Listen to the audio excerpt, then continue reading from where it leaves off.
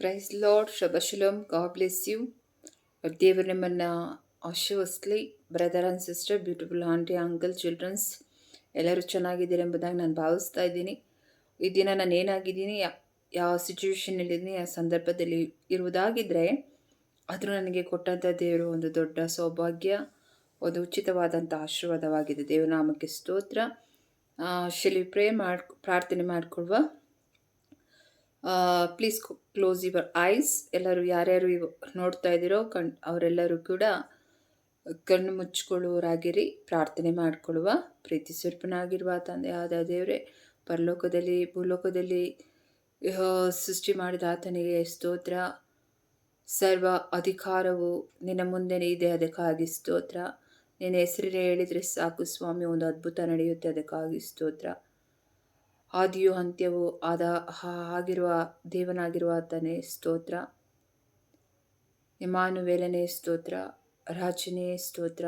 ಈ ವಾಕ್ಯ ಯಾರ್ಯಾರು ನೋಡ್ತಾ ಇದ್ದಾರೋ ಅವನ್ನೆಲ್ಲ ನೀನು ಮುಟ್ಟಿ ಹೃದಯವನ್ನು ಮುಟ್ಟಿ ಅವ್ರಿಗೆ ಬೇಕಾಗಿರುವಂಥ ಆಶೀರ್ವಾದ ನೀನು ಕೊಡಬೇಕಾಗಿ ಯೇಸು ಕ್ರಿಸ್ತ ನಾಮದಲ್ಲಿ ಬೇಡ್ತೇನೆ ತಂದೆ. Amen amen amen. Praise lord.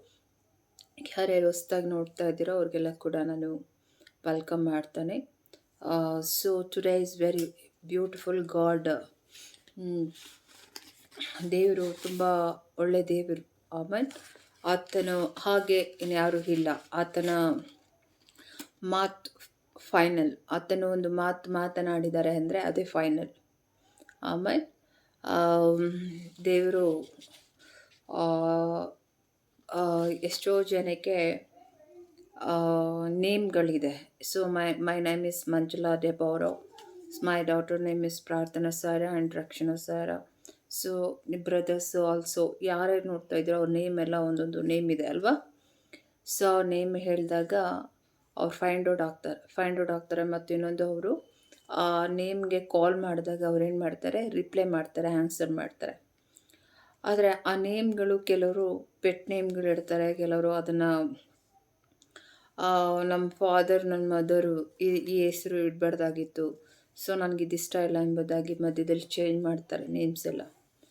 So my god is very beautiful god. ನನ್ನ ದೇವನು, ನನ್ನ ಒಡೆಯನು, ನನ್ನ ರಾಜನಾದಂಥ ಯೇಸು ಸ್ವಾಮಿ, ಆತನಿಗೆ ಫಿಕ್ಸ್ ಅದೇ ನೇಮ್, ಅದೇ ಫೈನಲ್, ಅದೇ. ಆತನಿಗೆ ಒಂದು ಯಾವುದು ಪೆಟ್ ನೇಮ್ ಇಲ್ಲ, ಏನೂ ಇಲ್ಲ.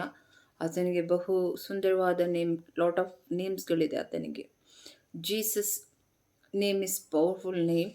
ಆ ನೇಮ್ ಯಾರು ಉಚ್ಚರಿಸ್ತಾರೋ, ಯಾರು ಅದನ್ನು ಪ್ರೊನೌನ್ಸಿಯೇಷನ್ ಮಾಡ್ತಾರೋ, ಯಾವಾಗಲೂ ಅದನ್ನು ಯೇಸು ಸ್ವಾಮಿ ಹೆಸರಿನಲ್ಲಿ ಮೆಡಿಟೇಷನ್ಸ್ ಮಾಡ್ತಾ ಇರ್ತಾವ್ರಿಗೆಲ್ಲ ಒಂದು ಬ್ಯೂಟಿಫುಲ್ ಗಾಡ್ ಬ್ಲೆಸ್ಸಿಂಗ್ ಆಗುವಂಥ ಆ ನೇಮ್ ಆಗಿದೆ ಅದು. ದೇವನಾಮಕ್ಕೆ ಸ್ತೋತ್ರ. It's wonderful beautiful name only for Jesus names. ಆಮೇಲೆ today's my topic is very quickly blessing. ನಾನು ಆ ಸಬ್ಜೆಕ್ಟ್ ಬಗ್ಗೆ ನಾನು ನಮಗೆ ಮಾತನಾಡ್ತಾ ಇದ್ದೀನಿ. ಅತಿ ಶೀಘ್ರವಾಗಿ ಆಶೀರ್ವಾದ ಆಗುವಂಥ ಸಬ್ಜೆಕ್ಟ್ ನಾನು ಮಾತನಾಡ್ತಾ ಇದ್ದೀನಿ. ದೇವನಾಮಕ್ಕೆ ಸ್ತೋತ್ರ. ನಾನು ಒಂದು ಸ್ವಲ್ಪ ಇಂಟ್ರೊಡಕ್ಷನ್ಸ್ ಅಲ್ಲ, ಅದು ಈ ಸಬ್ಜೆಕ್ಟಿಗೂ ಅದು ವಯಸ್ಸಲ್ಲ, ಬಟ್ ಗಾಡಲ್ಲಿ ಇರುವಂಥ ವಾಕ್ಯನೇ ಅದು. ಬಟ್ ಅದನ್ನು I am not showing the Bible. ನಾನು ಅದನ್ನು ಬೈಬಲಲ್ಲಿ ಶೋ ಮಾಡಿ ನಿಮ್ಗೆ ಹೇಳಲ್ಲ, ನಾನು ಓರಲ್ ಆಗಿ ನಿಮ್ಗೆ ಹೇಳ್ತಾನೆ. ಮೆಸೇಜ್ ಮಾತ್ರ ನಾನು ಕೊಡೋದು, ಮೆಸೇಜು ನಿಮಗೆ ಬೈಬಲಲ್ಲೇ ಶೋ. ಈಗ ಎಲ್ಲ ಕಡೆ ಮಳೆ ಆಗ್ತಾಯಿದೆ, ಎಲ್ಲ ಕಡೆಯೂ ಭಯಂಕರವಾದ ಭೂಕಂಪ, ಜ್ವಾಲಾಮುಖಿಗಳು, ರಸ್ತೆ ಕುಸಿತ. ಲಾಸ್ಟ್ ಟೈಮಲ್ಲಿ ನಾವು ನೋಡಿದ್ವಿ ಕೆಲವೊಂದು ಸಿಚುವೇಶನ್ಸು, ಟೈಮ್ಸಲ್ಲೆಲ್ಲ ನೋಡಿದ್ವಿ ನಾವು. ಗ್ರಹಣಗಳು, ಚಂದ್ರಗ್ರಹಣಗಳು, ಸೂರ್ಯಗ್ರಹಣಗಳು, ಮತ್ತು ಕೊರೋನಾ, ಒಂದೊಂದು ಹೋಗಿ ಒಂದೊಂದು ಸ್ಟೆಪ್ ಆಗಿ ಬರ್ತಾ ಇದೆ. ಆದರೆ ಇದೆಲ್ಲ ಏನಿದು, ವಾಟ್ ಈಸ್ ದ ಮೀನಿಂಗ್, ಇದೇನು ಇದು, ನಮಗೇನು ಅರ್ಥನೇ ಆಗ್ತಾಯಿಲ್ಲ. ವಾಟ್ ಹ್ಯಾಪನ್, ಏನು ನಡೀತಾ ಇದೆ ಇಲ್ಲಿ, ನೈಸರ್ಗಿಕದಲ್ಲಿ ಏನು ನಡೀತಾ ಇದೆ, ಒಂದು ನ್ಯಾಚುರಲಿಯಲ್ಲಿ ನಡೀತಾ ಇರುವಂಥ ಏನು ಇದು, ಐ ಡೋಂಟ್ ನೋ ಅಂತ ಕೆಲವರು ಎಷ್ಟೋ ಜನ ಥಿಂಕಿಂಗ್ ಲೆವೆಲಲ್ಲಿ ಕೂಡ ಇದ್ದಾರೆ. ವಾಟ್ ಇಸ್ ದಿಸ್, ಇದೇನು ಭೂಮಿನ, ಇಲ್ಲೇನು ಅಲ್ಲೋಲ ಕಲ್ಲ ಆಗ್ತಾ ಇದೆ, ಭಯಂಕರ ಆಗ್ತಾ ಇದೆ. ಐ ಕಾಂಟ್ ಅಂಡರ್‌ಸ್ಟ್ಯಾಂಡಿಂಗ್ ಅಂತನೂ ಕೂಡ ಎಷ್ಟೋ ಜನ ಅದನ್ನು ಡೇ ಬೈ ಡೇ ನೀವು ಅದನ್ನು ಥಿಂಕಿಂಗ್ ಮಾಡ್ತಾ ಇದ್ದೀರಾ ಅಲ್ವಾ? So Jesus is coming soon ಅಂದರೆ ದೇವರು ಬರುವ ದಿನ ಹತ್ತಿರ ಆಗಿದೆ ಎಂಬುದಾಗಿ ಇದನ್ನೆಲ್ಲ ನಿಮಗೆ ಸೂಚನೆ ಕೊಡುವಂಥದ್ದಾಗಿದೆ. ದೇವನಾಮಕ್ಕೆ ಸ್ತೋತ್ರ. ಆಮೇಲೆ ಈಗ ಟೊಮೊಟೊ ₹100 ಆಗಿದೆ ಅಲ್ವಾ? ವೆಜಿಟೇಬಲ್ಸ್ ಎಲ್ಲ ಕಾಸ್ಟ್ಲಿ ಆಗಿದೆ. ನಾನೊಂದು ಸ್ವಲ್ಪ ದಿನ ಹಿಂದೆ ನಿಮಗೆಲ್ಲ ನಾನು ಮೆಸೇಜ್ ಮಾಡಿದ್ದೆ ನಿಮಗೆ. ₹1000 ಆಗಿತ್ತು 1 ಕಿಲೋ ಅಕ್ಕಿಗೆ. ಡೇ ಬೈ ಡೇ ನೀವು ಕೂಡ ಅದನ್ನು ನೋಡ್ತೀರಾ. ಆದರೆ ಒಂದು ಮಾತ್ರ ನೀವು ಥಿಂಕಿಂಗಲ್ಲಿ ಅದನ್ನು meditations, remember, catch and find out ಮಾಡೋದು ಒಂದು ಏನಂದರೆ ದೇವರು ಬರೋ ದಿನ ಹತ್ತಿರ ಆಗಿದೆ ಎಂಬುದಾಗಿ ನಿಮಗಿದು ಫೈಂಡ್ ಔಟ್ ಆಗಿದೆ. Please once again I repeat again, ಇದು ದೇವರ ಬರುವ ದಿನ ಸೂಚನೆ ದಿನಗಳಾಗಿದೆ. ದೇವನಾಮಕ್ಕೆ ಸ್ತೋತ್ರ. ವಾಕ್ಯದಲ್ಲಿ ಹೇಳೋದಕ್ಕೆ ಏರುಪೇರು ಮಾಡ್ತಾರೆ, ಜಗಳ ಮಾಡ್ತಾರೆ, ಹೊಡಿತಾರೆ, ಬಡಿತಾರೆ. ದೇವರ ಮಕ್ಕಳ ಜನಾಂಗನೇ ನಾಶ ಮಾಡುವ ದಿನಗಳು ಕೂಡ ಹತ್ರ ಈಗಾಗಲೇ ಆಲ್ರೆಡಿ ನಡೀತಾ ಇದೆ. ಆದರೂ ಕೂಡ ದೇವರ ಮಕ್ಕಳಿಗೆ ಏನೂ ಆಗೋದಿಲ್ಲ. ಯಾಕಂದರೆ ದೇವರು ಯುಗದ ಸಮೀಪವರೆಗೂ ನಾನು ನಿಮ್ಮ ಸಂಗಡ ಇರ್ತೇನೆ ಎಂಬುದಾಗಿ ವಾಗ್ದಾನ ಮಾಡಿದರೆ, ಪ್ರಾಮಿಸ್ ಮಾಡಿದೆ. ಐ ಡೋಂಟ್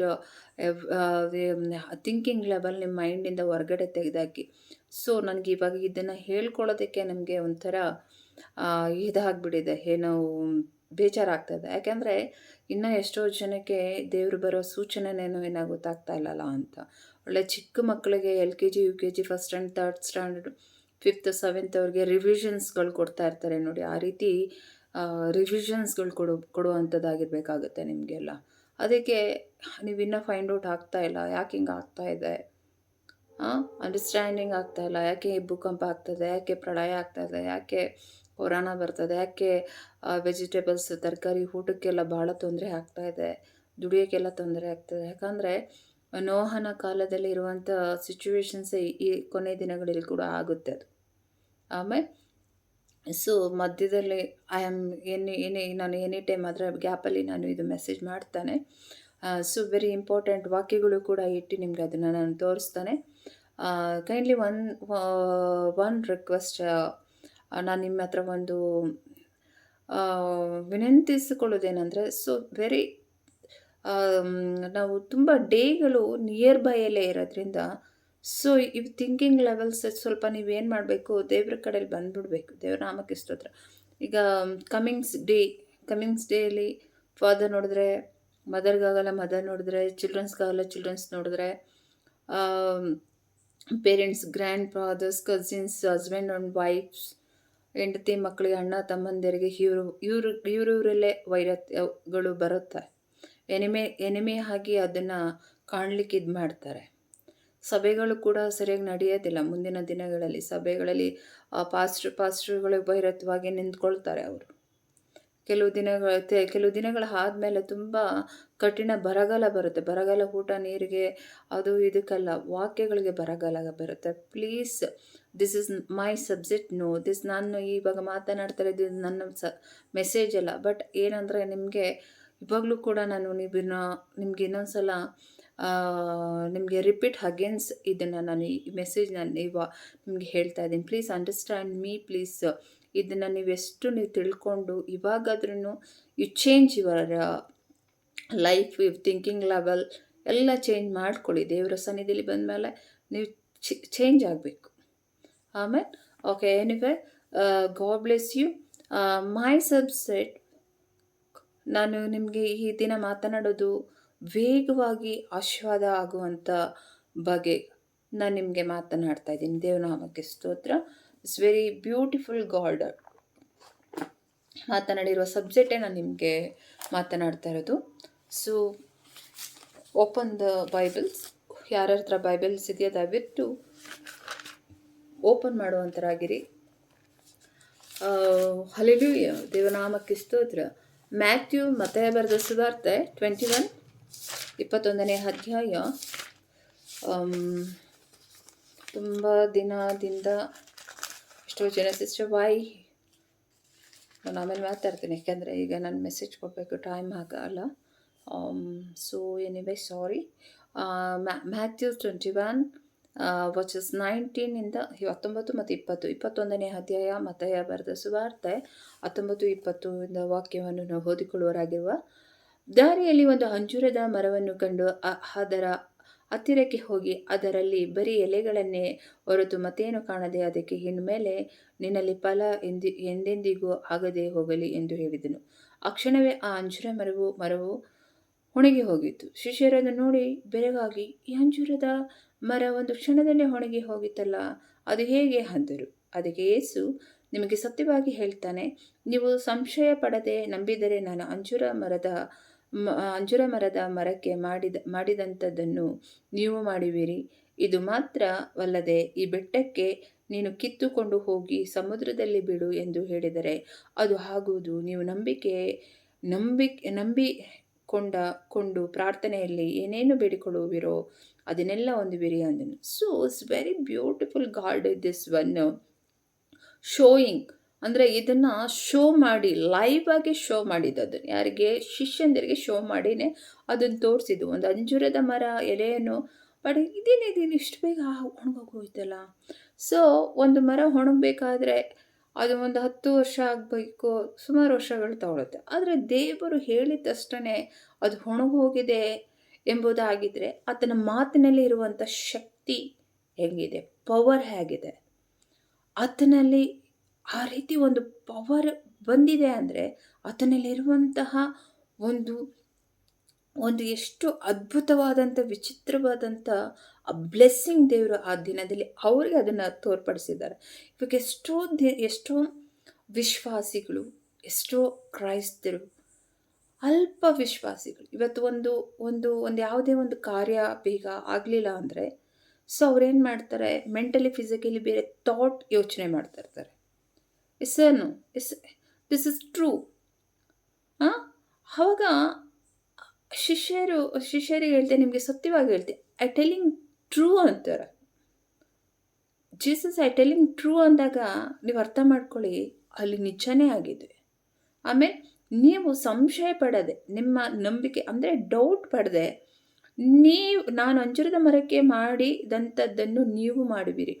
ಇವತ್ತು ನಾವು ಒಂದೊಂದು ಪ್ರಾರ್ಥನೆಗಳು ಮಾಡ್ತಾ ಇದ್ದೀವಿ, ಒಂದು ವಿಶ್ವಾಸಿಗೆ ಒಂದು ಪ್ರಾರ್ಥನೆ ಮಾಡ್ತಾ ಇದ್ದೀವಿ, ಒಬ್ರಿಗೆ ವಾಕ್ಯ ನಾವು ಬೋಧಿಸ್ತಾ ಇದ್ದೀವಿ, ಟೀಚ್ ಮಾಡ್ತಾ ಇದ್ದೀವಿ ಅನ್ನೋದಾದರೆ ಒಂದು ಶಕ್ತಿ ನಮ್ಮಲ್ಲಿ ಇದೆ ಅಂದರೆ ಆತನು ನಮ್ಮ ಜೊತೆಯಲ್ಲಿದ್ದಾನೆ. Include my heart, my mind, my thinking ಲೆವೆಲೆಲ್ಲ ಆತರು ಇರೋದರಿಂದ ಆ ಕಾರ್ಯಗಳು ಬರುತ್ತೆ. ದೇವರು ಹೇಳ್ತಾ ಇದ್ದಾರೆ, ಎಷ್ಟು beautiful God talking this words. ಆಮೇಲೆ ಹಲ್ಲೆಲೂಯಾ.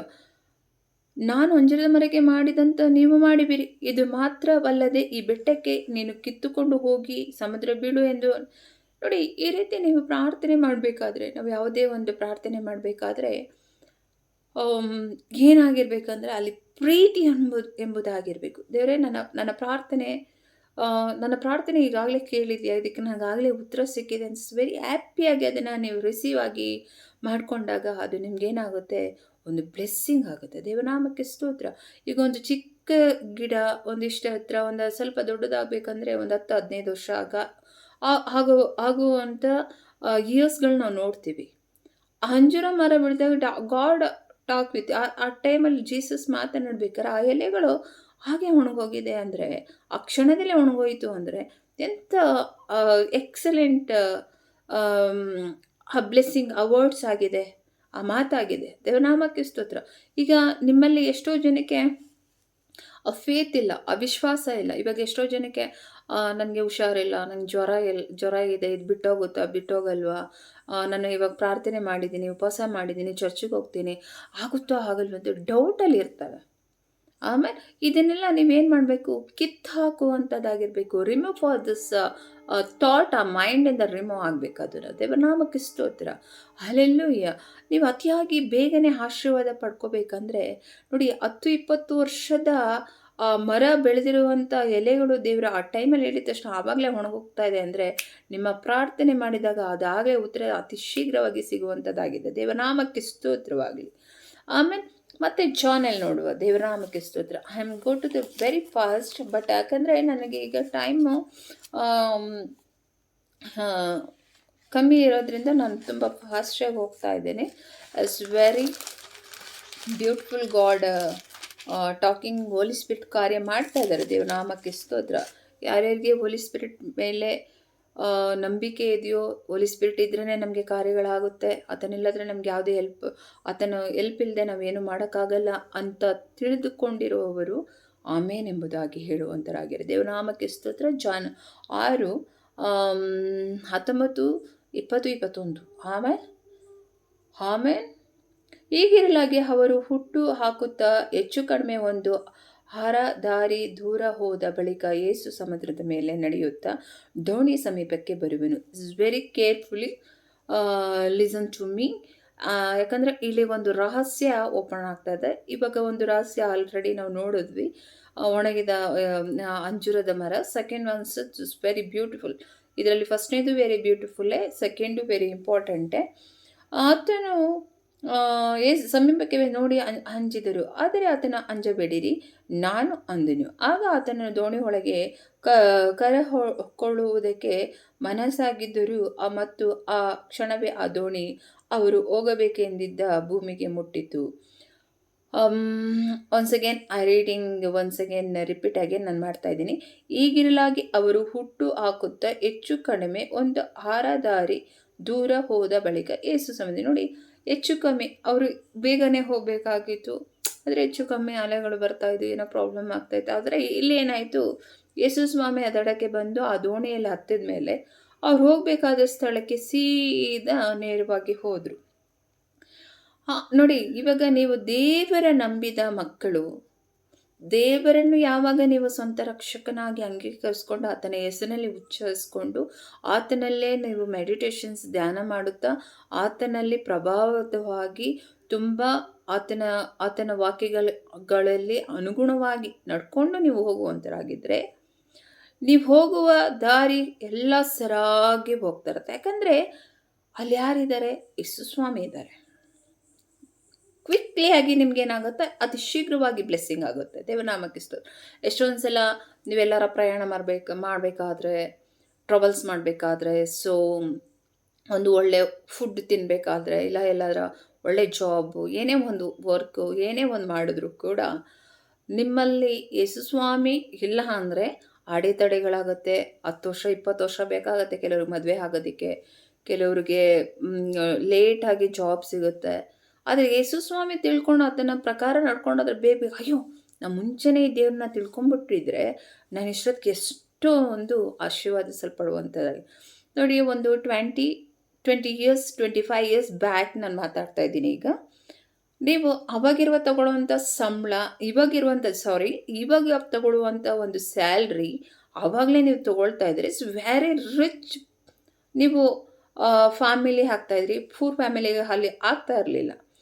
ಆದರೆ ಇವಾಗ ನೀವು ದೇವ್ರನ್ನ ತಿಳ್ಕೊಂಬಿಟ್ಟಿದ್ದೀರಾ, ಅಯ್ಯೋ ನಾನು ಮುಂಚೆ ದೇವ್ರನ್ನೇ ತಿಳ್ಕೊಂಡು ಬಿಟ್ಟಾಗಿ ಮತ್ತು ನಾನು ದೇವ್ರನ್ನ ಇಟ್ಕೊಂಡಾದ್ಮೇಲೆ ಈ ಬ್ಲೆಸ್ಸಿಂಗ್ 10 ವರ್ಷ 20 ವರ್ಷ ನೀವು ಏನು ಮಾಡಿದ್ರೆ ವೇಸ್ಟ್ ಮಾಡಿದ್ರಿ ಟೈಮ್ಸ್ ಎಲ್ಲ. ಆಮೇಲೆ ಆಗ ಹೋಗಬೇಕಾದಂಥ ಜಾಗಕ್ಕೆ ನಿಮ್ಗೆ ಅಡೆತಡೆಗಳು, ನೋವು, ದುಃಖ, ಶೋಧನೆ, ದುಃಖ, ಅಳು, ಪ್ರಾಯಾಸ, ನಿಮಗೆ ಎಲ್ಲ ಕೈ ಹಾಕಿದ್ದೆಲ್ಲ ಕೆಲಸ ಎಲ್ಲ ನಿಮ್ಗೇನಾಗ್ತಾ ಇದ್ರೆ ತೊಂದರೆ ಆಗ್ತಾ ಇರುತ್ತೆ.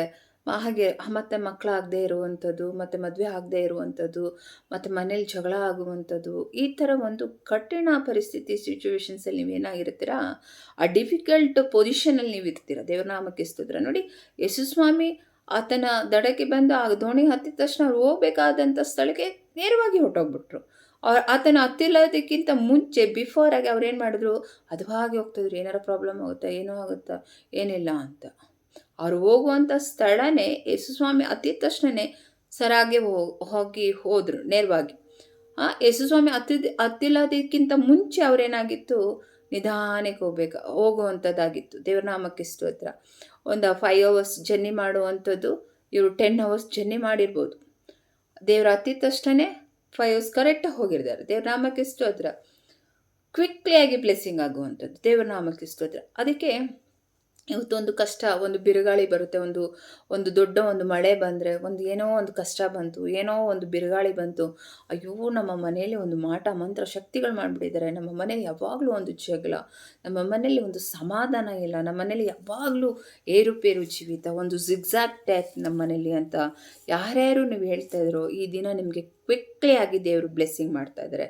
ನೀವೆಲ್ಲೇ ಹೋದರೂ ಒಂದು ಅದ್ಭುತಗಳು, ಒಂದು ಟೀಚಿಂಗ್ ಮಾಡ್ಬೋದು ಅಂತ ಆಗಿರ್ಬೋದು, ಒಂದು ಸೇವೆ ಇಷ್ಟು ವರ್ಷ ನಾನು ಮಾಡಿದೆ, 20 ವರ್ಷ ಮಾಡಿರುವಂಥ ಸೇವೆಗಳು, 40 ವರ್ಷ ಮಾಡದೆ ಕಂಟಿನ್ಯೂ ಮಾಡ್ಕೊಂಡಿರುವಂಥ ಸೇವೆಗಳಲ್ಲಿ ಎದ್ದು ಬಿದ್ದು ಅವರು ಬಿದ್ದು ಎದ್ದು ನಡೆದಿರುವಂಥ ಕಷ್ಟ ದುಃಖಗಳು ನಮಗಿನ್ನ ಒಂದು ಅಂದ್ಕೊಂಡೇ ಜೀವನ ಮಾಡ್ತಾ ಇರ್ತಾರೆ ಕೆಲವರೆಲ್ಲ.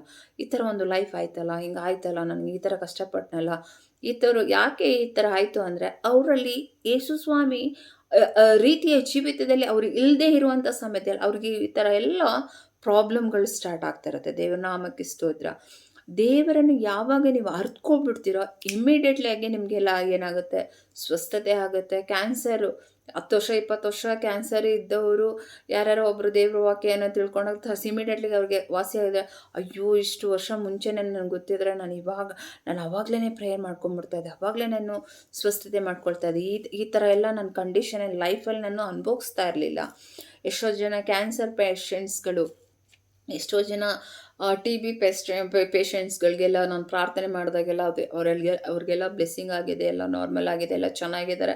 ಎಷ್ಟೋ ಕಾಯಿಲೆಗಳು, ಎಷ್ಟೋ ಕೆಟ್ಟ ರೀತಿಯೇ ವ್ಯಭಿಚಾರ ಆತ್ಮಗಳಾಗಿರ್ಬೋದು, ದೆವ್ವದ ಮಾಟಮಂತ್ರ ಶಕ್ತಿಗಳು, ಏನೇ ಎಷ್ಟೊಂದು ವೈರಾಗ್ಯವಾಗಿರುವಂತೆ ತುಂಬ ಜನಕ್ಕೆ ಪ್ರಾರ್ಥನೆ ಮಾಡುವಾಗ ಅದನ್ನೆಲ್ಲ ಬಿಡುಗಡೆ ಆಗಿ ತುಂಬ ಜನ ಬ್ಲೆಸ್ಸಿಂಗ್ ಆಗಿದ್ದಾರೆ. ಅವ್ರು ಹೇಳ್ತಾರೆ, ಸಿಸ್ಟ್ರಿಗೆ ಗೊತ್ತಿಲ್ಲ, ನಾನು ನಿಮ್ಮ ಹತ್ರ ಪ್ರೇಯರ್ ಮಾಡಿಸ್ಕೊಂಡಿದ್ದ ತಕ್ಷಣ ನಮಗೊಂದು ದೊಡ್ಡ ಬ್ಲೆಸ್ಸಿಂಗ್ ಆಗಿದೆ.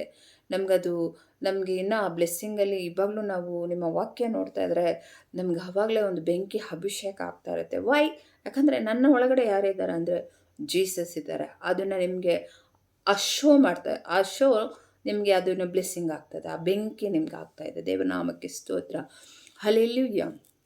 ದೇವರು ಅದ್ಭುತ ಮಾಡುವ ಆತನದಾಗಿದ್ದಾನೆ. ದೇವನಾಮಕ್ಕೆ ಸ್ತೋತ್ರ. ಮತ್ತು ನೀವು ಯಾವಾಗ ಒಂದು ಮ್ಯಾರೇಜ್ ಆಗಿಲ್ಲ, ಒಂದು ಮ್ಯಾರೇಜ್ ಆಗಿದಾಗ ಒಂದು ಮ್ಯಾರೇಜ್ ಆಗಬೇಕಾದ್ರೆ ಕೆಲವರು 2 ವರ್ಷ 3 ವರ್ಷ 4 ವರ್ಷ ನೋಡ್ತಾನೇ ಇರ್ತಾರೆ. ಯಾವಾಗ ಅವರು ಇವಾಗ ಒಂದು ಐದನೇ ಸಂಬಂಧ ಬಂತು, 10ನೇದು ಬಂದು, 7ನೇ ಬಂದರು, ಈ ರೀತಿ ಒಂದು ಕ್ರಿಟಿಕಲ್ ಪೊಸಿಷನಲ್ಲಿ ಅವರು ಆ ರೀತಿ ಒಂದು ಮ್ಯಾರೇಜ್ಗೆ ಒಂದು ಇದು ಮಾಡ್ತಾ ಇರ್ತಾರೆ.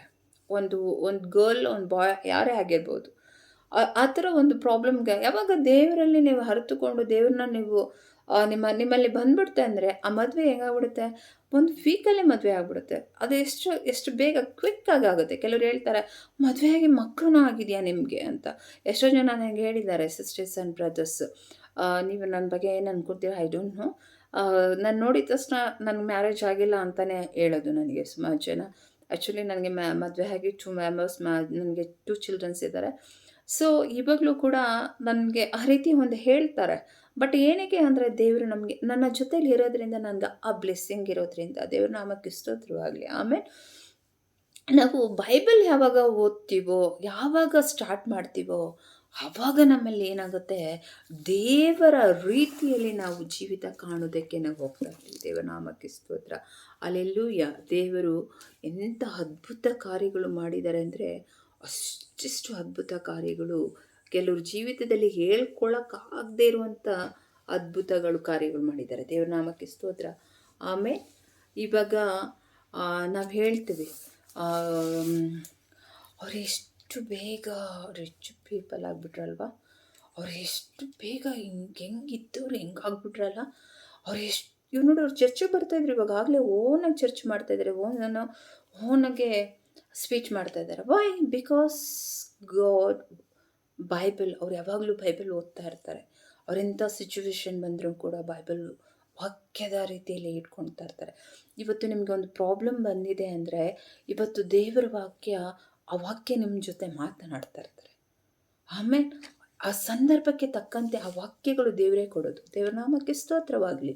ಆಮೇಲೆ ಅದಕ್ಕೆ ಹೇಳೋದು, ನೀವು ಯಾವಾಗಲೂ ಕೂಡ 10 ವರ್ಷದಲ್ಲಿ ಇರುವಂಥ ಜೀವಿತ ನೋಡಿ, ಈಗ ಕ್ವಿಕ್ಕಾಗಿ ಯಾರು ಈ ವಾಕ್ಯಗಳು ಇವತ್ತು ನೋಡ್ತಾ ಇದ್ದೀರೋ ಅವ್ರಿಗೆಲ್ಲ ಕ್ವಿಕ್ಕಾಗೆ ಬ್ಲೆಸ್ಸಿಂಗ್ ಆಗುವಂತಹ ಆಶೀರ್ವಾದ ಆಗಿರುತ್ತೆ. ದೇವನಾಮಕ್ಕೆ ಸ್ತೋತ್ರ. ಎಷ್ಟು ಜನ ನಂಬ್ತೀರ sister and brothers, very careful, be careful ಆಗಿರಬೇಕು ನೀವು. ಆಮೇಲೆ ಇಬ್ರಿಯ ಸೊ ಇಬ್ರಿಯ 4:12, ಆಮೇಲೆ 4:12, 4:12. ಯಾಕಂದರೆ ದೇವರ ವಾಕ್ಯವು ಸಜೀವವಾದದ್ದು, ಕಾರ್ಯಸಾಧಕವಾದದ್ದು, ಯಾವ ಇಬಾಯಿ ಕತ್ತಿಗಿಂತಲೂ ಹದವಾದದ್ದು, ಪ್ರಾಣ ಆತ್ಮಗಳನ್ನು ಕೀಲು ಮೆಲ್ಜಿಗೆಗಳನ್ನು ವಿಭಾಗಿಸುವಷ್ಟು ಮಟ್ಟಿಗೂ ತೂರಿ ಹೋಗುವಂಥ ಹೃದಯದ ಆಲೋಚನೆಗಳ ಉದ್ದೇಶಗಳನ್ನು ಪೇಚಿಸುವಂತಾಗಿದೆ. ಇವಾಗ ಸೊ ಎಷ್ಟೋ ಜನಕ್ಕೆ ನೋಡಿ, ಇದು ಇನ್ನೊಂದು ಸೀಕ್ರೆಟ್ ಐ ಟೋಲ್ಡ್. ನೋಡಿ, ಇವತ್ತು ನನಗೊಂದು ಬ್ಲೆಸ್ಸಿಂಗ್ ಆಗ್ತಾ ಇದೆ.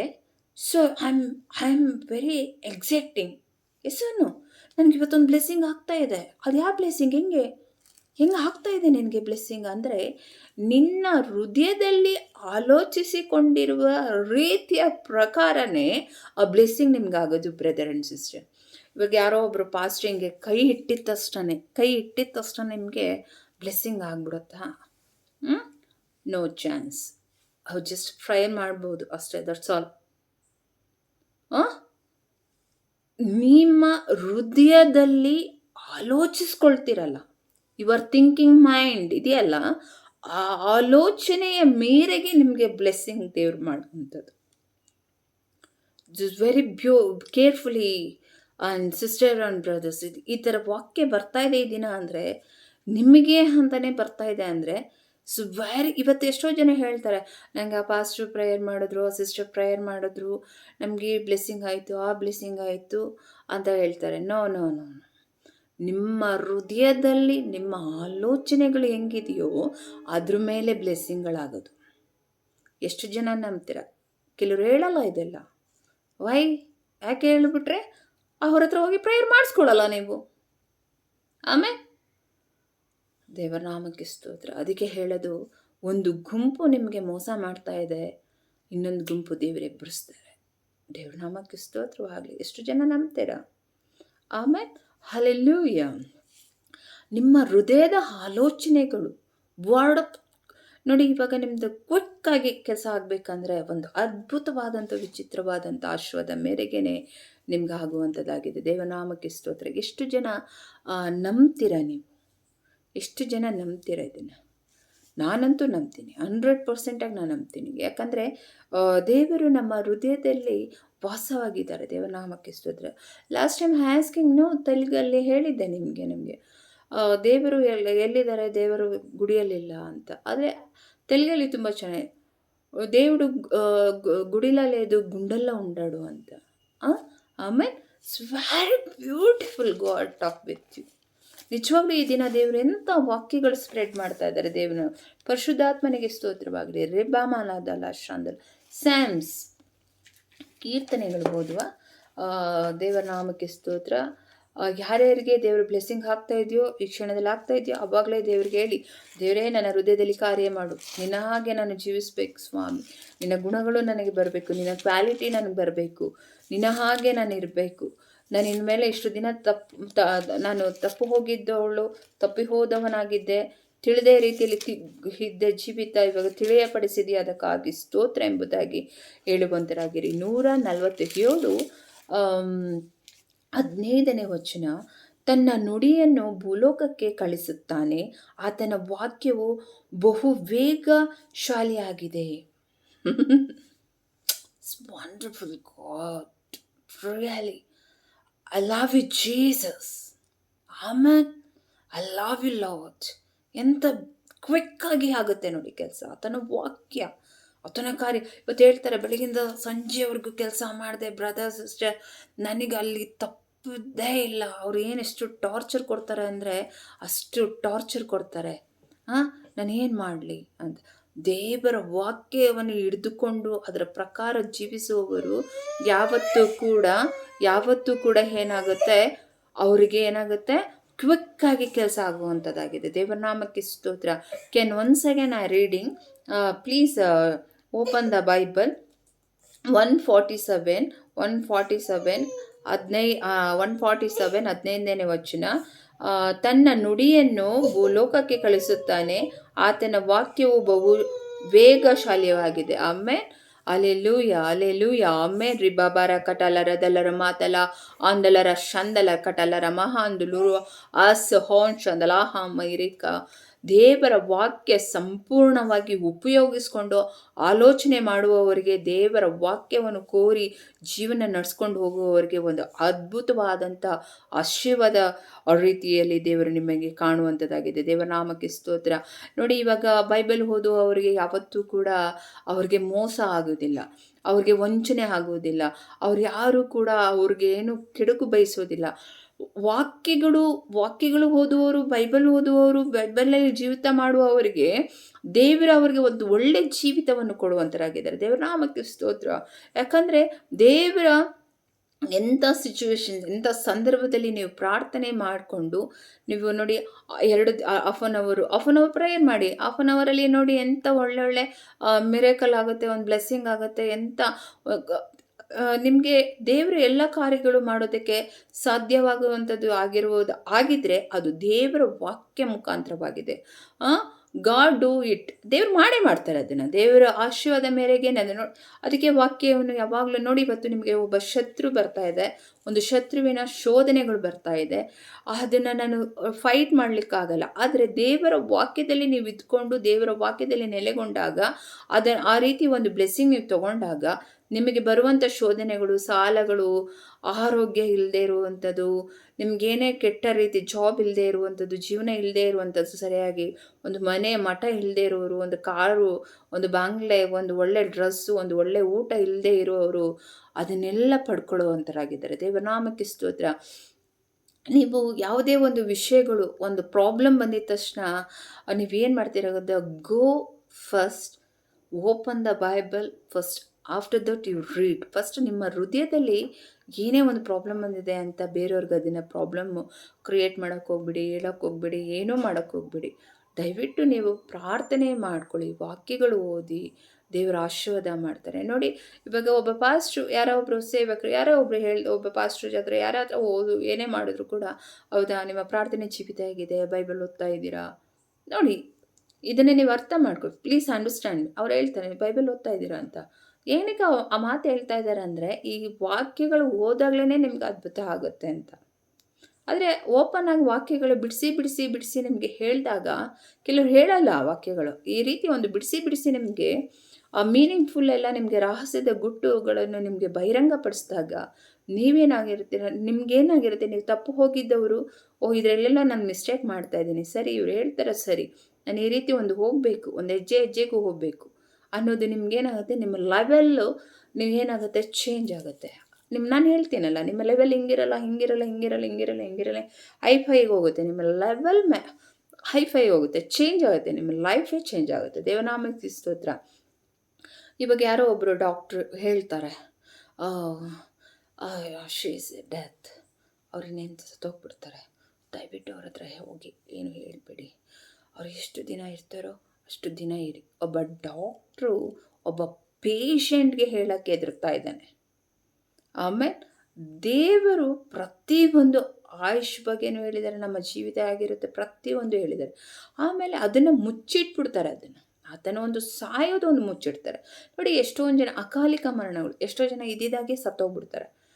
ಅದು ಸಾವು ಬದುಕು ಎಂಬುದು ಪ್ರತಿಯೊಂದು ದೇವರ ಕೈಯಲ್ಲಿ ಇರುವಂಥದ್ದು. ದೇವರ ನಾಮಕ್ಕೆ ಸ್ತೋತ್ರ.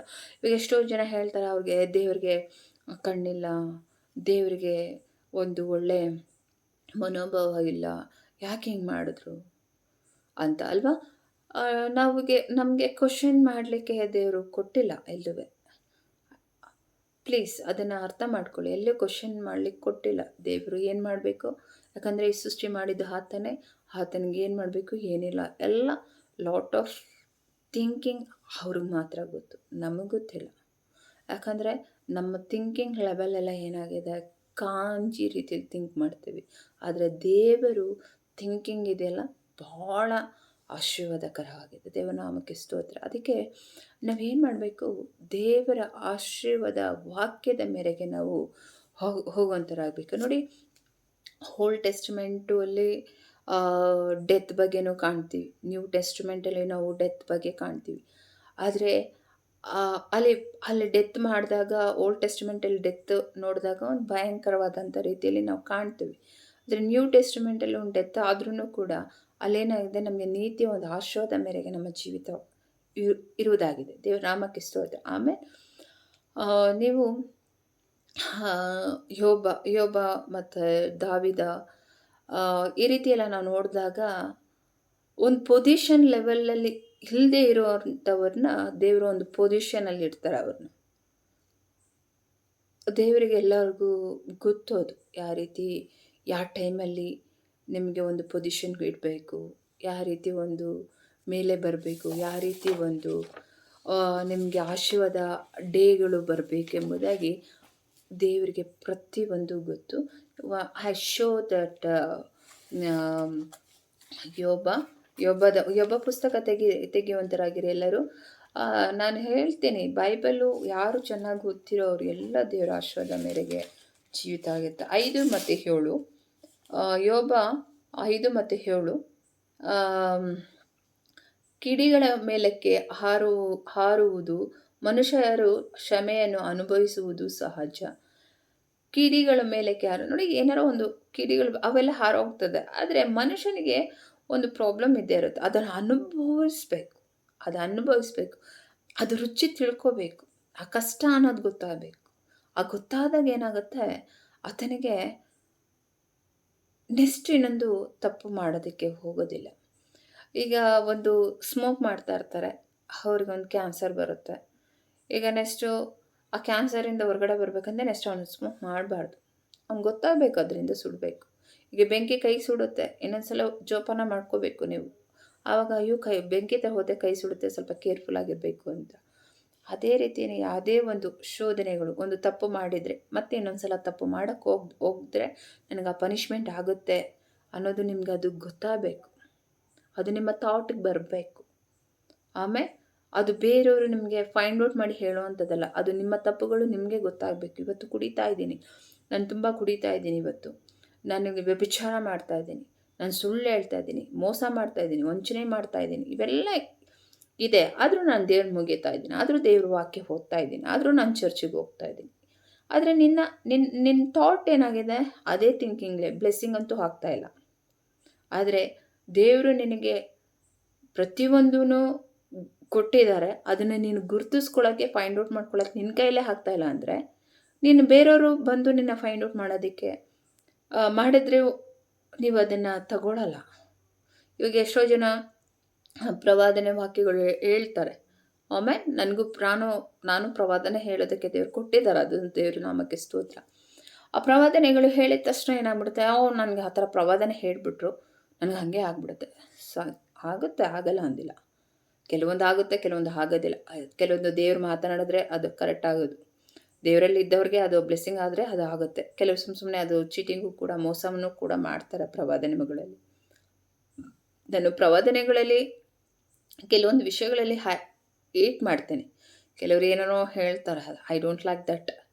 ಆ ಟೈಮಲ್ಲಿ ದೇವ್ರು ಏನು ಮಾತನಾಡೋದು ಕರೆಕ್ಟಾಗಿ ಹೇಳೋವಂಥರಾಗಿರ್ಬೇಕು. ದೇವ್ರ ನಾಮಕ್ಕೆ ಸ್ತೋತ್ರ. ಸಾರಿ. ಆಗ ನಿಮಗೇನಾಗುತ್ತೆ, ನೀವು ಆ ಪ್ರವಾದನೆ ವಾಕ್ಯಗಳು ಇಟ್ಕೊಂಡು ಹಿಂಗಾಗ್ಬಿಡುತ್ತೆ. ನೀವು ಪ್ರೇಯರ್ ಮಾಡಲ್ಲ, ಉಪವಾಸ ಪ್ರೇಯರ್ ಮಾಡಲ್ಲ, ಚರ್ಚಿಗೆ ಹೋಗಲ್ಲ, ಕಾಣಿಕೆ ಹೋಗಲ್ಲ, ಏನೂ ಆಗಲ್ಲ. ಆ ಪ್ರವಾದನೆ ವಾಕ್ಯಗಳೇ ಇಟ್ಕೊಂಡ್ಬಿಟ್ಟು ಮಾಡಿದ್ದು ತಪ್ಪುಗಳೆಲ್ಲ ಮಾಡಿಕೊಂಡು ಆ ರೂಟಲ್ಲೇ ನೀವು ವೇಲೇ ಹೋಗ್ತಾ ಇದ್ರೆ ನಿಮಗೆಲ್ಲಿ ಬ್ಲೆಸ್ಸಿಂಗ್ ಆಗುತ್ತೆ. ಆಮೇಲೆ ಆ ಪ್ರವಾದಿ ಹೇಳಿದ್ರು, ನನಗೆ ಆ ಪಾಸ್ಟರ್ ಹೇಳಿದ್ರು ಹಿಂಗಾಗುತ್ತೆ ಹಿಂಗಾಗಿಲ್ಲ ಅಂತ. ಅವರೇನೋ ಹೇಳಿದ್ರು, ನೀವು ಅದರ ಪ್ರಕಾರ ನಡೀತಾ ಇದ್ದೀರಾ? ನೀವೇ ಥಿಂಕ್ ಮಾಡಿ. ಹಲ್ಲೆಲೂಯಾ, ದೇವನಾಮಕ್ಕೆ. ಅದಕ್ಕೆ ವಾಕ್ಯಗಳು ಗಮನದಲ್ಲಿ ಇಟ್ಕೊಳ್ಳಿ. ತುಂಬ ಕೇರ್ಫುಲ್ಲಾಗಿ ತಗೊಳ್ಳಿ ವಾಕ್ಯಗಳನ್ನ ಅಂತ ಹೇಳೋದೇ ಇದಕ್ಕೇನೆ. ದೇವನಾಮಕ್ಕೆ ಸ್ತೋತ್ರ. ಹಲ್ಲೆಲೂಯಾ. ನೆಕ್ಸ್ಟು ಜ್ಞಾನೋಕ್ತಿಗಳು ಅಲ್ಲಿ ಒಂದು ಜ್ಞಾನೋಕ್ತಿ 1:17. ಆಮೇಲೆ ಹಲ್ಲೆಲೂಯಾ. ಆಮೇಲೆ 1:17 ಪಕ್ಷಿಗಳು ಕಣ್ಣೆದುರಿಗೆ ಬಲೆ ಓಡೈ ಓಡೋ ಬಲೆ ಓಡೋ ಬಲೆಯ ನೋಡುವುದು ವ್ಯರ್ಥ. ಪಕ್ಷಿ ಕಣ್ಣೆದುರಿಗೆ ಸಾರಿ ಇದೇನು ಗೊತ್ತಾ, ಪಕ್ಷಿಗಳಲ್ಲೇ ಇದ್ದುಕೊಂಡು ನೀನು ಬಲೆ ಹಾಕಿದರೆ ಅದಿರುತ್ತಾ ಅಂತ. ಅಲ್ಲೆಲ್ಲೂಯ್ಯ ಅಲ್ವಾ? ಆ ರೀತಿ ಒಂದು ಜೀವನಕ್ಕೆ ಹೋಗಕ್ಕೆ ಹೋಗಬೇಡಿ ದಯವಿಟ್ಟು. ನಂಬರ್ಸ್ ಅಲ್ಲೆಲ್ಲೂಯ್ಯ ಹೃದಯಕ್ಕೆ ಆಲೋಚನೆ, ಒಂದು ಭಯ, ಒಂದು ನೋಡಿ, ಒಂದು ಆಶೀರ್ವಾದ ಬರುತ್ತೆ, ಬರಲ್ಲ ಅಂದಿಲ್ಲ. ಆದರೆ ಒಂದು ಪ್ರಾಬ್ಲಮ್ ನಿಮ್ಗೆ ಬಂದಿದೆ ಅಂದರೆ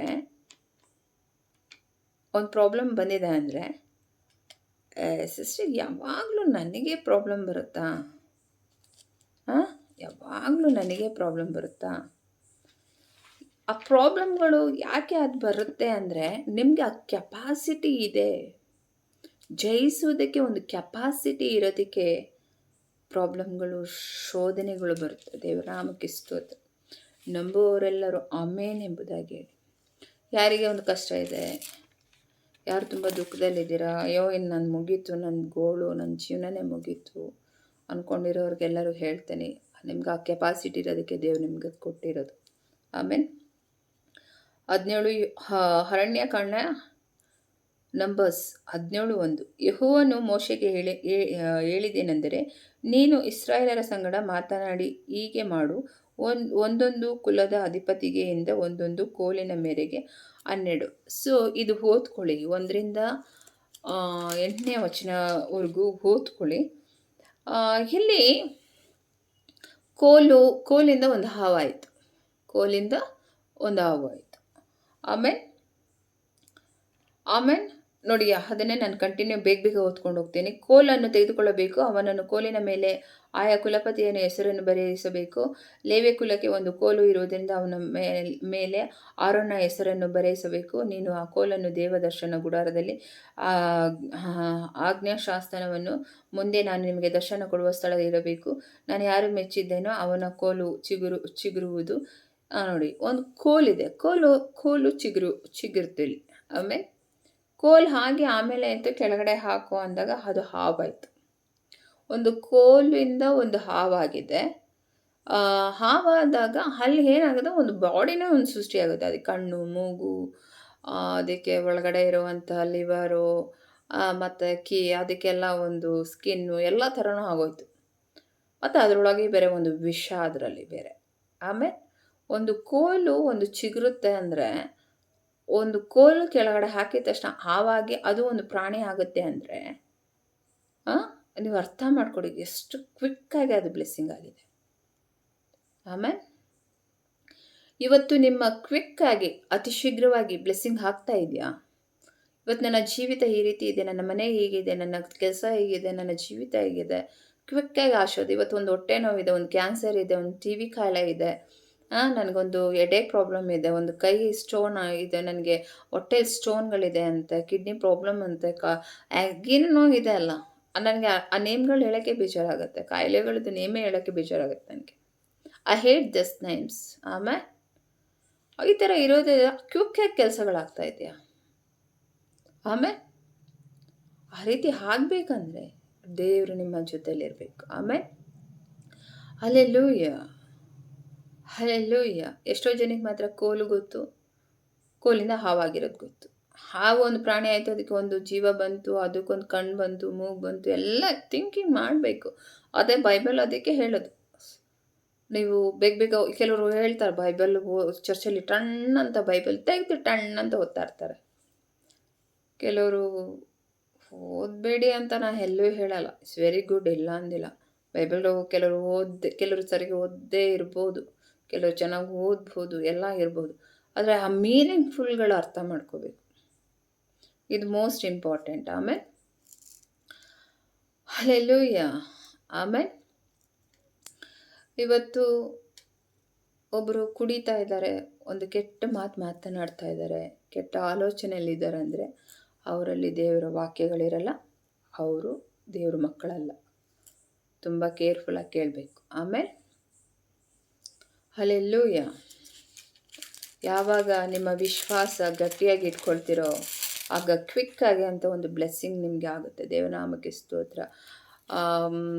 ಇವತ್ತು 24 ತಾಸಲ್ಲಿ ಆಗುವಂಥ ಒಂದು ಬ್ಲೆಸ್ಸಿಂಗು 4 ಅವರಲ್ಲೇ ಆಗಿಬಿಟ್ರೆ, 10 ವರ್ಷದಲ್ಲಿ ಆಗುವಂಥದ್ದು 10 ದಿನದಲ್ಲಿ ಆಗಿಬಿಟ್ರೆ, 3 ತಿಂಗಳ ಆಗೋವಂಥ ಆಶೀರ್ವಾದ 3 ದಿನದಲ್ಲಿ ಆಗಿಬಿಟ್ರೆ, ಆ ರೀತಿ ಒಂದು ಆಶೀರ್ವಾದ, ಕ್ವಿಕ್ ಆದಂಥ ಆಶೀರ್ವಾದ ಇರುವಂಥರಾಗಿರ್ಬೇಕು. ನಿಮ್ಮ ಹೃದಯದಲ್ಲಿ ಪದೇ ಪದೇ ನೀವು ಅಕಾರ್ಡಿಂಗ್ ಟು ಗಾಡ್ ಸೆಂಟೆನ್ಸ್, ಯಾವಾಗಲೂ ಗಾಡ್ ವರ್ಡ್ಸ್ ನೀವು ತುಂಬ ಚೆನ್ನಾಗಿ ಹರಿದು ಕುಡ್ಕೋಬೇಕು.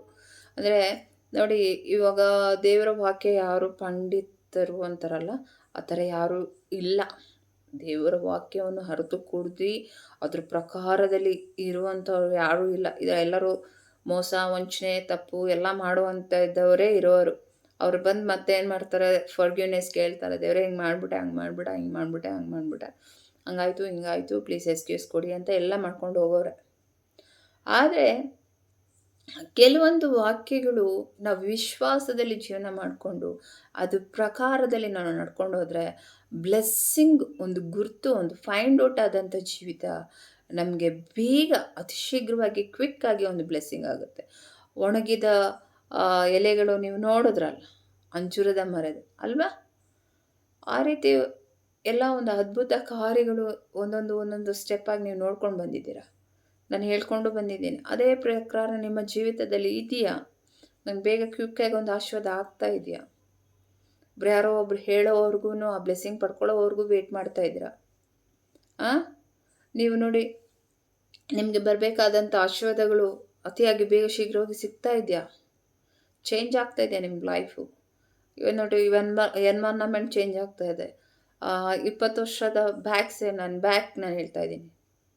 ಅವಾಗಿರೋದರೆಲ್ಲ ಅಯ್ಯೋ ಹಿಂಗೆ ನಮ್ಮ ಕಾಲದಲ್ಲೆಲ್ಲ ಈ ರೀತಿ ಒಂದು ಇಂಪ್ರೂವ್ಮೆಂಟ್ ಇರಲಿಲ್ಲ. ಇವಾಗ ಏನಪ್ಪ, ಬೆಂಗಳೂರು ಅವಾಗಿನ ಥರನೇ ಇಲ್ಲ, ಆವಾಗ ಒಂಥರ ಇತ್ತು, ಇವಾಗ ಒಂಥರ ಇದೆ ಅಂತಾರೆ. ಆಮೇಲೆ ಆವಾಗ ಒಂದು ಎಜುಕೇಷನ್ ಮಾಡಬೇಕಾದ್ರೆ ಮಕ್ಕಳಿಗೆಲ್ಲ ಹೊಡೆಯೋರು, ಭಯ ಇಡೋದೆಲ್ಲ. ಈಗ ಒಬ್ರಿಗೆ ಏನಾರ ಅಂದರೆ ಆವಾಗಲೇ ಪೊಲೀಸ್ ಸ್ಟೇಷನ್ಸ್ ಕಂಪ್ಲೇಂಟ್ ಕೊಡ್ತಾ ಇರ್ತಾರೆ, ಕೇಸ್ಗಳಾಗ್ತಾರೆ, ನೀವು ಓದಿಸ್ಬೇಕು ಅಷ್ಟೇ. ಇವೆಲ್ಲ ಏನು ಹಿಂಗೆಲ್ಲ ಹೊಡೆಯೋದು ಅಂತ ಒಂದು ದೌರ್ಜನ್ಯ ರೀತಿಯಲ್ಲಿ ಮಾಡ್ತಾರೆ. ಕೆಲವೊಂದು ವಿಷಯದಲ್ಲಿ ಅಷ್ಟೇ, ಸುಮ್ಮನೆ ಇದು ಮಾಡೋಕ್ಕೂ ಅಂತ ಅಲ್ಲ, ಕೆಲವೊಂದು ನಾನು ಹೇಳೋದಷ್ಟೇ. ತುಂಬ ಕಠಿಣ ಪನಿಷ್ಮೆಂಟ್ಸು ಇಸ್ ವೆರಿ ಬ್ಯಾಡ್. ಪನಿಷ್ಮೆಂಟ್ ಇಲ್ಲದ್ರೂ ಕೂಡ ಬ್ಯಾಡೇ.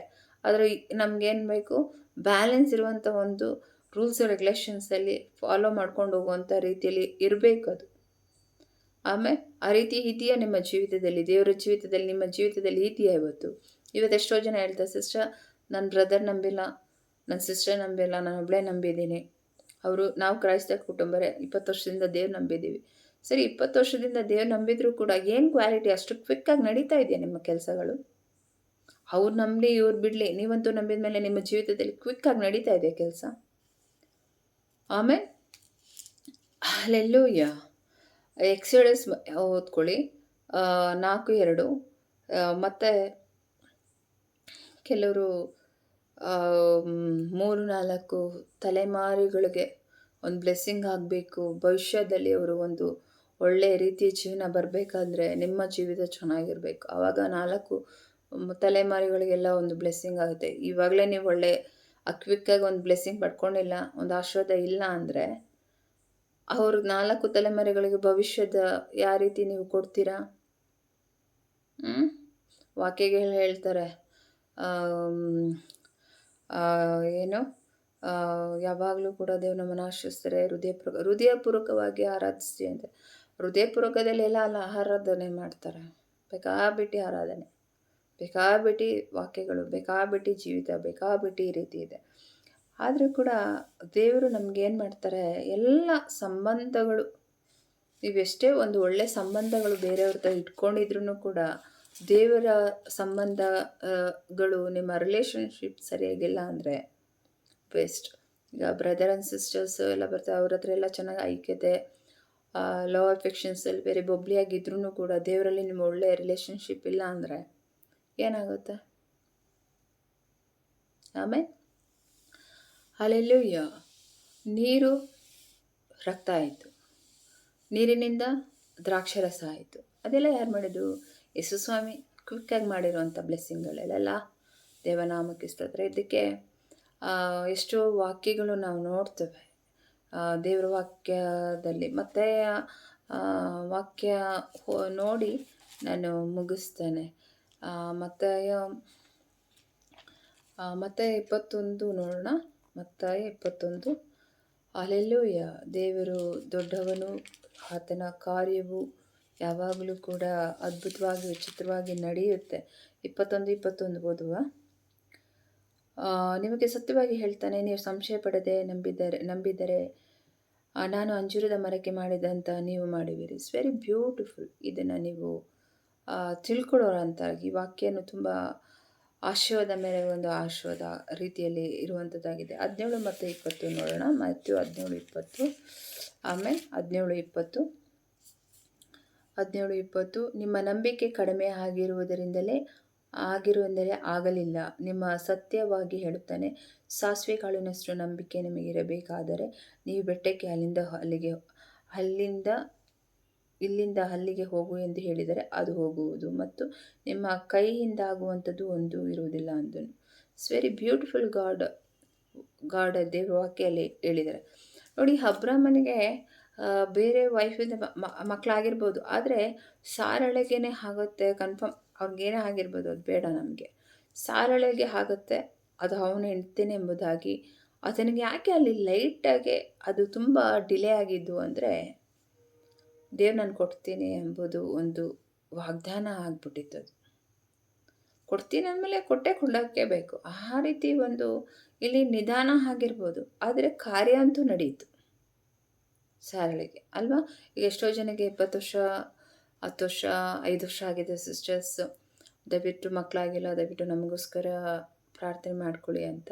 ಈಗ ಯಾರ್ಯಾರಿಗೂ ಹೊಟ್ಟೆಯಲ್ಲಿ ಆ ಗರ್ಭ ಮುಚ್ಚೋಗಿದೆಯೋ, ಯೇಸುವಿನ ನಾಮದಲ್ಲಿ ನಾನು ರಿಲೀಸ್ ಮಾಡ್ತಾ ಇದ್ದೀನಿ. ಈಗಲೇ ಆ ಗರ್ಭ ತೆಗಿತಾ ಇದೆ. ಯೇಸುವಿನ ನಾಮದಲ್ಲಿ ಬರೋ ವರ್ಷದಲ್ಲಿ ನಿಮ್ಮ ಕೈಯಲ್ಲಿ ಮಕ್ಕಳಿರ್ತಾರೆ. ದೇವರು ನಿಮ್ಮನ್ನು ಆಶೀರ್ವಾದ ಮಾಡಲಿ. ದೇವ್ರ ನಾಮಕ್ಕೆ ಸ್ತೋತ್ರ. ಪ್ರಾರ್ಥನೆ ಮಾಡ್ಕೊಳ್ವಾ. ಪ್ರೀತಿ ಸ್ವರೂಪನಾಗಿರುವ ತಂದೆಯಾದ ದೇವರೇ, ನಾಮಕ್ಕೆ ಸ್ತೋತ್ರ. ಪ್ರತಿಯೊಂದೊಂದು ವಾಕ್ಯವು ನಿನ್ನ ವಾಕ್ಯ ಮಧುರವಾಗಿದೆ, ಶಕ್ತಿಯಾಗಿದೆ, ಆಶೀರ್ವಾದಕರವಾಗಿದೆ. ಈ ವಾಕ್ಯ ಯಾರ್ಯಾರು ನೋಡಿದಾರೋ ಆ ಮಕ್ಕಳಿಗೆಲ್ಲ ಆಶೀರ್ವಿಸಿ ಕನಿಕರಿಸಬೇಕಾಗಿ ಯೇಸು ಕ್ರಿಸ್ತನ ನಾಮದಲ್ಲಿ ಬೇಡಿದೆನು ತಂದೆ. ಆಮೇನ್, ಆಮೇನ್. ದೇವರು ನಿಮ್ಮನ್ನು ಆಶೀರ್ವಿಸಲಿ. ಯಾರಿಗಾದ್ರೂ ಪ್ರೇಯರ್ ರಿಕ್ವೆಸ್ಟ್ ಇದ್ದರೆ ಖಂಡಿತ ಪ್ರೇಯರ್ ರಿಕ್ವೆಸ್ಟ್ ಕಳಿಸಿ. ಯಾರಾದರೂ ಹೊಸಬ್ರು ನೋಡುವುದಾದರೆ ನಾನು ವೆಲ್ಕಮ್ ಮಾಡ್ತಾನೆ. ಅವ್ರನ್ನ ದೇವರು ಆಶೀರ್ವಿಸಲಿ. ಯಾರಿಗಾದ್ರೂ ಯೂಟ್ಯೂಬ್ ಚಾನಲ್ ನಿಮಗೆ ಇಷ್ಟ ಆಯಿತು, ಈ ವಾಕ್ಯ ತುಂಬ ಇಷ್ಟ ಆಯಿತು ಸಿಸ್ಟರ್, ನನಗೆ ತುಂಬ ಆಶೀರ್ವಾದಕರವಾಗಿದೆ, ಇದು ನನ್ನ ಫ್ಯಾಮಿಲಿಗೆ, ನನ್ನ ಕಸಿನ್ಸ್ಗೆ, ನನ್ನ ಫ್ರೆಂಡ್ಸ್ಗೆ, ನನ್ನ ಲೇಬರ್ಸ್ಗೆ ಯಾರಿಗಾದ್ರೂ ನಾನು ಕಳಿಸ್ಬೇಕನ್ನೋದಾದರೆ ಖಂಡಿತ ಶೇರ್ ಮಾಡಿ. ದೇವ್ರು ನಿಮ್ಮನ್ನು ಆಶೀರ್ವಿಸಲಿ. ಬರುವ ದಿನಗಳಲ್ಲಿ ನಿಮ್ಮನ್ನು ಅದ್ಭುತವಾಗಿ ವಿಚಿತ್ರವಾಗಿ ದೇವ್ರು ನಿಮ್ಮನ್ನು ಬ್ಲೆಸ್ಸಿಂಗು ಕ್ವಿಕ್ಕಾಗಿ ಆಶೀರ್ವಾದ ಕೊಡುವಂಥದ್ದಾಗಿರುತ್ತೆ. ನೀವು ದೇವರ ವಾಕ್ಯದಲ್ಲಿ ಬಹಳವಾಗಿ ಅಧ್ಯಯನ ಮಾಡಿ, ಟೀಚ್ ಮಾಡಿ, ಅದನ್ನು ಓದ್ತಾ ಇರಬೇಕು. ಟೀಚು ವಿತ್ ಓದೋದು ಭಾಳ ಆಶೀರ್ವಾದಕರವಾಗಿದೆ. ದೇವನಾಮಕ್ಕೆ ಸ್ತೋತ್ರ. ಟೀಚ್ ಅಂದರೆ ಇವಾಗ ನಾನು ಮಾಡ್ತೀನಲ್ಲ ಆ ಥರ ಟೀಚ್ ಅಲ್ಲ. ನಿಮ್ಗೆ ತಿಳ್ಕೊಂಡಿರೋದು ಮನೇಲಿ ಅವ್ರಿಗೆ ಟೀಚ್ ಮಾಡಿ. ದೇವ್ರ ವಾಕ್ಯ ಓದೋದು, ಹೇಳೋದು, ಚಿಕ್ಕದಾಗಿ ಲಿಟಲಾಗಿ ಹೇಳ್ಕೊಂಡೋಗಿ ಎಕ್ಸ್ಪ್ಲೈನ್ ಮಾಡಿ. ದೇವ್ರು ನಿಮ್ಮನ್ನು ಆಶೀರ್ವಾದ ಮಾಡ್ತಾರೆ. ಯಾರಾದ್ರೂ ಕಾಣಿಕೆ ಕೊಡಬೇಕನ್ನೋದಾದರೆ, ನಿಮಗೆ ಇಷ್ಟ ಆಯಿತು ಅಂದರೆ ಖಂಡಿತ ಕಾಣಿಕೆ ಕೊಡಿ. ದೇವ್ರು ನಿಮ್ಮನ್ನು ಆಶೀರ್ವಿಸ್ತಾರೆ. ಕಾಣಿಕೆ ಹಾಕಿರೋರು ಪ್ರತಿಯೊಬ್ಬರ ಕೈಗಳನ್ನು ನಿಮ್ಮ ಕೈಯಲ್ಲಿ ಆಶೀರ್ವಾದ ಮಾಡಲಿ. ಇನ್ನು ಆ ಡೋರು ಇನ್ನು ಓಪನ್, ಮನಿ ಡೋರ್ಸ್ಗಳೆಲ್ಲ ಓಪನ್ ಮಾಡ್ತಾರೆ. ದೇವ್ರ ನಾಮಕ್ಕೆ ಸ್ತೋತ್ರ. ಬರುವ ದಿನಗಳಲ್ಲಿ ತುಂಬ ಅದ್ಭುತ ಕಾರ್ಯಗಳು ನೀವು ಕಾಣ್ತೀರಾ. ದೇವರು ನಿಮ್ಮನ್ನು ಆಶೀರ್ವಿಸಿ, ನಿಮ್ಮನ್ನು ಹೊಸ ಜೀವಿತದಲ್ಲಿ ದೇವರು ನಿಮ್ಮನ್ನು ಬಲಪಡಿಸಲಿ, ಆಶೀರ್ವಾದ ಮಾಡಬೇಕಾಗಿ ನಾನು ರೆಗ್ಯುಲರಾಗಿ ನಿಮ್ಮ ಫ್ಯಾಮಿಲಿಗಳಿಗೆಲ್ಲರಿಗೂ ಪ್ರೇಯರ್ ಮಾಡ್ತಾಯಿದ್ದೀನಿ. ಕೆಲವೊಬ್ಬರಿಗೆಲ್ಲ ತುಂಬ ಆಶೀರ್ವಾದ ಮೇರೆ ಸಾಕ್ಷಿಗಳೆಲ್ಲ ಕೊಟ್ಟಿದ್ದಾರೆ. ನಾನು ಮುಂದಿನ ದಿನಗಳೆಲ್ಲ ಸಾಕ್ಷಿಗಳೆಲ್ಲ ಕೂಡ ನಾನು ನಿಮ್ಮಲ್ಲಿ ಶೇರ್ ಮಾಡ್ಕೊಳ್ತೀನಿ. ಎಲ್ಲರಿಗೂ ಗಾಡ್ ಬ್ಲೆಸ್ ಯು. ಶುಭ ಶುಲೋಮ್.